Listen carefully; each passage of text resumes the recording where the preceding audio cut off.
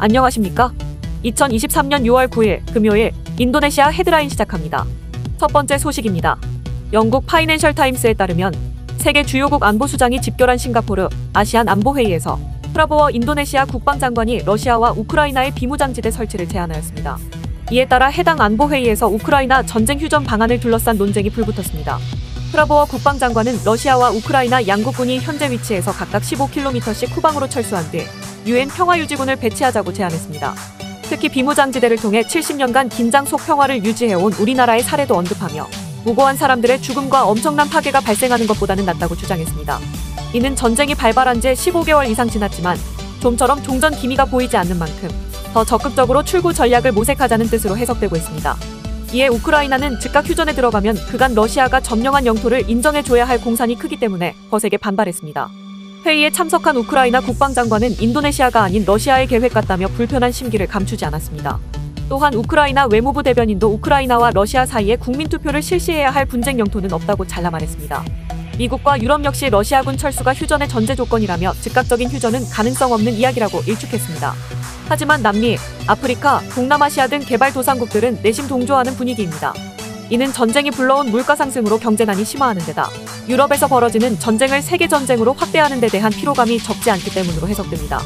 파이낸셜 타임스는 러시아와 우크라이나의 휴전 논의를 둘러싼 반응은 서방과 개도국 간 깊은 분열을 보여준다고 짚었습니다. 다음 소식입니다. 미국과 중국의 전략 경쟁이 심화되는 상황에서 인도네시아가 중국과 국방협력을 강화하기로 했습니다. 안타라 통신 등에 따르면 프라보워 인도네시아 국방부 장관은 싱가포르 샹그릴라 호텔에서 리상푸 중국 국무위원 겸 국방부장과 만나 양국 간 국방협력 강화 방안을 논의했습니다. 해당 자리에서 프라보워 장관은 인도네시아는 중국과 협력을 증진하기 위해 노력하고 있다며 이번 만남을 통해 앞으로 국방과 안보 분야에서 양국 간 포괄적인 협력이 크게 증진될 것으로 기대한다고 말했습니다. 그는 또 두 나라 사이의 관계가 형제처럼 유지되는 것이 중요하다며 형제의 정신과 상호 존중의 원칙으로 두 나라 사이의 협력과 우정이 유지될 수 있기를 바란다고 강조했습니다. 참고로 비동맹 중립 노선을 주장하는 인도네시아는 미국과 군사적으로 협력 관계를 유지하고 있지만 중국과도 군사 안보적 협력을 강화하고 있습니다. 특히 중국과는 방위산업협력회의라 불리는 연례양자 회담을 통해 양국 방산 기업 간 교류를 활발히 하고 있습니다. 한편 프라보워 국방장관은 내년 인도네시아 대선에서 유력 후보로 꼽히며 최근 대선 후보 지지율 조사에서 1, 2위를 다투고 있습니다. 다음 소식입니다. 인도네시아 교통부에 따르면 이강훈 한국해외인프라도시개발지원공사 사장과 김한영 한국철도공단 이사장은 지난달 30일 서울에서 부디카르야 인도네시아 교통부 장관과 간담회를 가졌습니다. 양측은 이 자리에서 자카르타 중전철, 발리 경전철 사업과 관련해 협력 방안을 논의했습니다. 부디 장관은 한국과 인도네시아는 자카르타 중전철 사업의 예비 타당성 조사를 준비하는 단계로 사업의 지속 가능성과 성공적인 수행을 위해 노력하고 있다며 발리 경전철 사업 역시 타당성 조사를 준비 중이라고 전했습니다. 그러면서 한국해외인프라도시개발지원공사와 철도공사, 한국의 민간기업이 인도네시아 교통인프라 프로젝트에 참여하는 것을 환영한다고 덧붙였습니다. 참고로 자카르타 중전철 4단계 사업은 파트마와티에서 따마미니까지 이어지는 총 연장 12km 구간을 건설하는 것이며 총 사업비는 21조 루피아로 추정됩니다. 삼성물산과 철도공단 등이 구성한 한국컨소시엄은 작년 9월 해당 사업과 관련해 사업 제안서를 제출했으며 지난 3월 자카르타 도시철도공사와 이 사업과 관련해 업무 협약을 맺은 바 있습니다. 한편 발리 경전철 사업은 응우라라이 공항 주변의 만성적인 교통체증을 완화하기 위해 공항에서 스미냑 해변까지 연결하는 9.46km 길이의 경전철을 건설하는 사업이며 사업비는 약 5억 7천만 달러로 예상되고 있습니다. 특히 인도네시아 투자조정청에 따르면 GS건설이 작년 8월 한국을 찾은 조코위 대통령과 만나 해당 사업에 관심을 보인 것으로 알려졌습니다. 다음 소식입니다. 세계 최대 파뮤 생산국인 인도네시아가 자체적인 파먼류 거래소를 신설합니다. 내수와 수출의 공급 가격을 조절하는 동시에 국제적으로 파뮤 수출국 위상을 강화하기 위한 포석으로 풀이되고 있습니다. 코트라 자카르타무 여권의 인도네시아 파뮤 거래소 신설 계획 보고서에 따르면 인도네시아 정부는 이달 파뮤 거래소와 기준가격 시스템을 도입할 계획이며 해당 거래소는 상품 선물 거래 감독원 산하에 설치됩니다. 인도네시아는 파뮤 최대 생산국으로 지난해 기준 생산량은 4,500만 톤, 수출량은 2,850만 톤에 이릅니다. 다만 국제 파뮤 거래소에서 네덜란드 로테르담 상품 거래소와 말레이시아 거래소의 가격을 사용하고 있었습니다. 참고로 인도네시아는 오래전부터 파먼류에 대한 기준가격 시스템 도입을 추진했습니다. 하지만 관련 인프라가 부족하고 인도네시아의 CPO 선물 거래 제도가 없어 말레이시아 지수를 벤치마크로 사용했습니다. 만약 파뮤 거래소가 신설되면 거래되는 상품은 가공되지 않은 파먼유로 인도네시아 내 거래 상품은 제외됩니다. 한편 파먼류를 수출하려는 기업은 거래소 진입과 수출 허가를 받기 전에 국내 공급 의무 비율을 달성해야 합니다.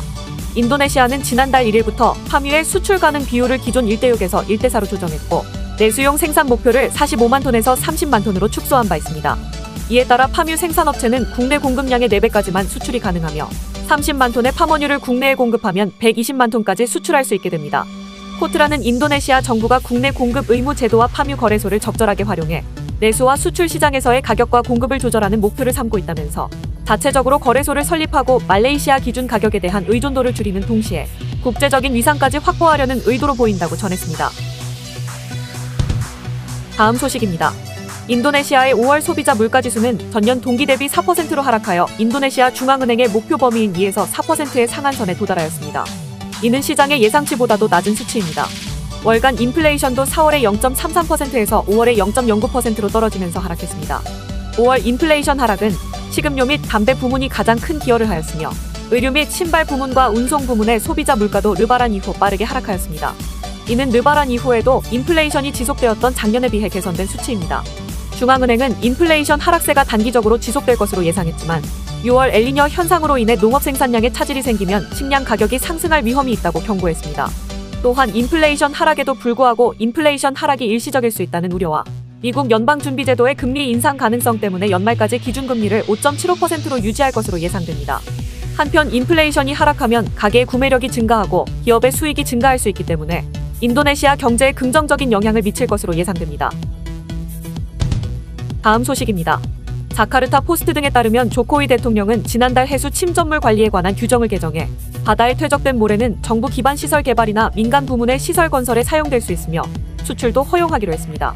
참고로 인도네시아는 2000년대 초까지 연평균 5,300만 톤이 넘는 바닷모래를 싱가포르에 수출했으며 싱가포르는 대규모 간척 사업을 진행하면서 바다 매립에 필요한 대규모 골재를 인도네시아 바닷모래 수입을 통해 해결해왔습니다. 이 덕분에 1965년 독립할 당시 서울보다 작았던 싱가포르의 면적은 현재 700제곱킬로미터가 넘는 수준으로 커졌습니다. 싱가포르 정부는 매립 사업을 계속해 2030년까지 영토를 800제곱킬로미터 이상으로 확대한다는 계획입니다. 하지만 인도네시아 입장에서는 수출을 위해 바닷모래를 계속해서 퍼내다 보니 연안이 침식되고 해양 생태계가 파괴된다는 우려가 커졌고 2003년부터 바닷모래 수출을 금지했습니다. 이런 가운데 인도네시아가 20년 만에 다시 바닷모래 수출을 허용하기로 하면서 인도네시아 내부에서는 나라 땅을 파서 싱가포르 영토 넓히기에 쓴다고 비난하는 목소리가 나오고 있습니다. 이에 인도네시아 정부는 바닷모래 수출은 새로 퇴적되는 모래만 가능하다며 인도네시아 영해에는 매년 약 230억 세제곱미터의 퇴적물이 쌓인다고 주장했습니다. 하지만 환경운동가들은 정부의 주장대로 매년 많은 퇴적물이 쌓인다는 과학적 근거가 부족하고 수출되는 모래가 새로 쌓인 모래들만 파낸 것인지 검증이 사실상 불가능하다고 꼬집었습니다. 또한 바닷모래가 사라지면 해안 침식으로 이어져 해안과 마을이 침수되고 일부 섬들은 바다에 잠길 수 있다고 우려했습니다. 다음 소식입니다. 인도네시아 보건부가 댕기열을 퇴치하기 위해 유전자 변형 모기를 방류하였습니다. 해당 모기들은 월바키아 박테리아에 감염시켜 댕기열 바이러스의 번식을 어렵게 하여 인간에게 댕기열을 전파하는 모기의 능력을 감소시키는 효과가 있습니다.